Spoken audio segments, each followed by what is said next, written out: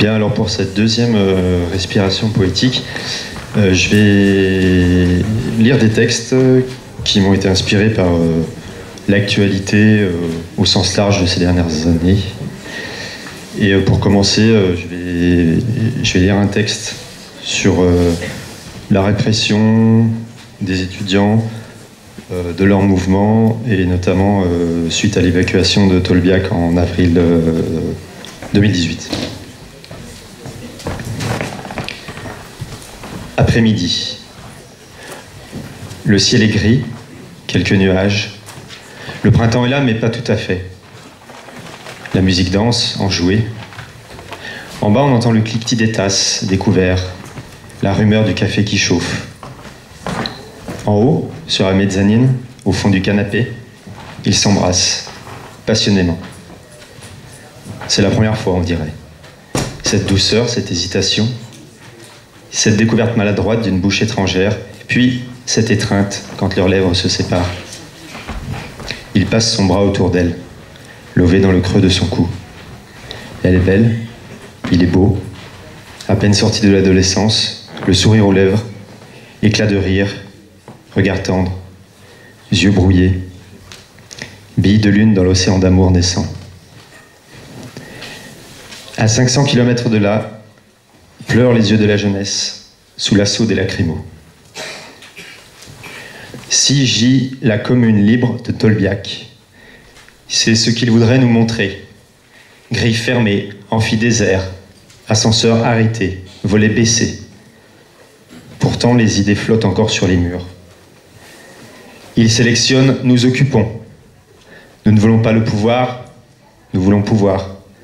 Le train des réformes ne passera pas. L'éducation, pas l'expulsion. Nos rêves sont désordre. Le rêve d'éteindre la nuit balayée au petit jour. 5 heures du matin, un murmure, d'abord, ce qu'on veut bien entendre. Et puis le bruit des bottes. Quelques cris, il faut aller vite. 5h10, il progresse dans les étages. À 5h20, les coups pleuvent. Expulsion méthodique dans le calme. 6h, l'ordre est rétabli. Circulez. Il n'y a rien à voir. Les images tourneront en boucle. Il faut faire peur et faire de l'audimat. C'est l'heure de l'exil. Occuper la rue et étreindre la vie. Soutien aux exilés.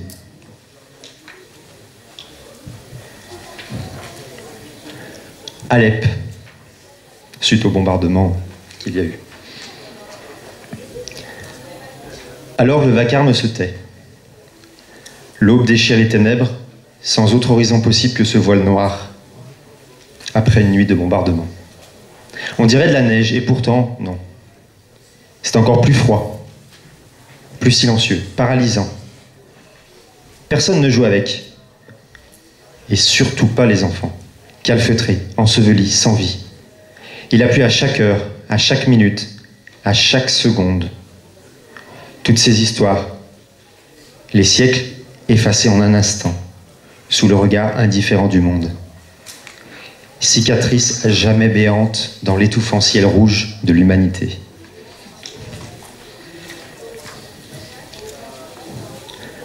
Palestine.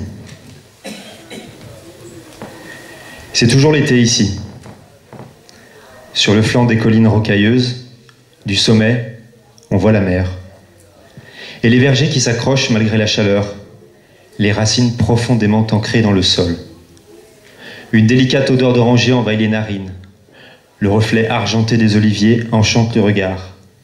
Le bruissement de la caresse du vent dans les feuilles apaise l'esprit. Si tout pouvait être simple comme cet après-midi, si l'écho du monde se perdait dans le lointain moutonnement des vagues, si la présence de ton corps chaud nacré de soleil n'était pas qu'une parenthèse, si ta respiration et la courbe délicate de tes seins étaient autre chose que la fin de ce rêve, si ce n'était pas la guerre. Et puis le dernier texte que je vais lire avant de laisser Chloé lire à son tour, c'est un texte que j'ai appelé « Soleil vert », en référence à un film, et que j'ai écrit en fait pendant la canicule de l'été dernier. Donc à propos du réchauffement climatique. Tu sais, cet été, ça me rappelle un peu soleil vert. Cette chaleur permanente, ce manque d'air, cette impression d'étouffer. À 10 h du matin, il fait déjà plus chaud que pendant les après-midi de mon enfance, quand maman disait d'attendre 5 ou 6 heures pour se baigner, pour sortir. Tu sais, cette sensation désagréable, cette moiteur de la peau, du t-shirt qui colle à la peau, qui pue alors qu'il sort du placard. Le front humide en permanence, comme Kirk ou Charlton. Et les taux se resserrent. Les barbouzes font la loi, étouffent la contestation, couverts par un monarque qui se dit président. C'est fini la démocratie, comme les étés respirables. Tu sais, quand il ne poussera plus rien que des coups de matraque et des émissions télé, je me demande s'ils ne nous feront pas manger nos parents. Bientôt. Merci.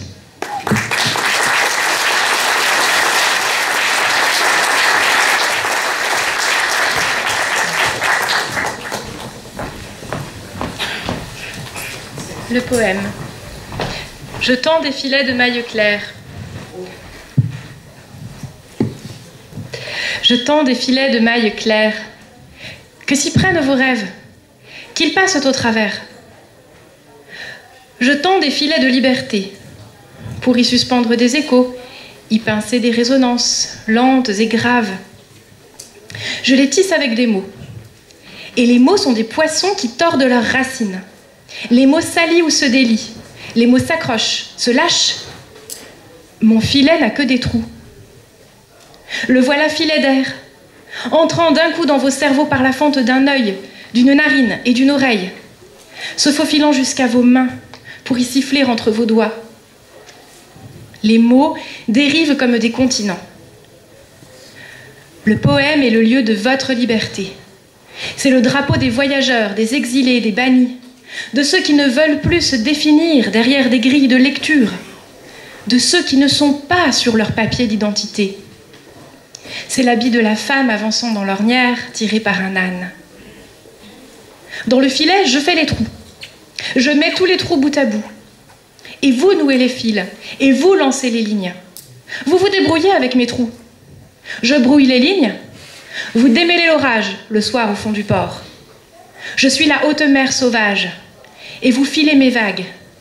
Je détisse la nuit. Vous renouez les fibres de vos muscles. Vous nagez dans mon poème. Vous êtes libre.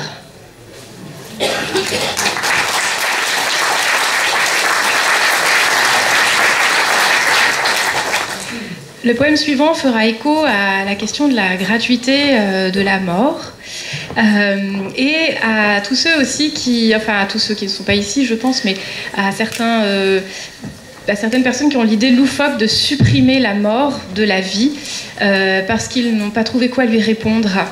Et je voudrais, juste avant de dire mon poème, dire cette citation de Jean-Pierre Siméon. La lente mort, à quoi le ciel évidemment nous assigne, n'est un puits que pour les êtres sans réponse. Ô toi, ma mort hautement désirable, je t'appelle à présent, non pour que tu m'emportes dans l'instant, mais pour que ta pensée me lave, comme l'eau de la rivière en hiver, noire et froide, s'enfle, gronde et dévale plus fort, rendant ses rives toutes pures des lambeaux des saisons passées. Mort au milieu de moi comme le lit de la rivière. Il n'y a qu'une voix, tu es l'autre visage du flot qui me traverse et fait mousser d'écume les cailloux de mon corps. Il n'y a qu'une voix, tu es l'autre visage l'impétueux courant où l'unique déesse, la vie, mère et guerrière, invincible, trempe sa lame blanche. Et le dernier s'intitule « Et même si c'est trop tard ». Je déclare effective l'insurrection de la joie. Je déclare advenu le temps du bonheur sans concession. Voici l'avènement d'un règne, terrible et grand. qui ne laissera indemne aucun des compromis grisâtres, aucune des molles fatigues de l'existence. Vous ne pouvez plus hésiter. Vous entrez dans l'âge définitif et coriace d'habiter de nouveau la boue et l'aube blanche, de refaire corps, de peupler vos regards de peupliers étranges et bleus sous la pluie, de refuser le rêve, car le réel obstinément le dépasse et le crève. Voici venu le temps de crever tous les rêves et de dire la vérité des hommes, la nudité du feu qui lèche vos entrailles et fait monter la joie d'être vivant. Le bonheur, ça ne s'échange pas contre 100 points fidélité. Le bonheur, ça s'arrache à l'inertie, à coups de pied aux fesses, à coups de sabre si besoin. Le bonheur, ça s'ouvre avec les dents qui déchirent les mensonges.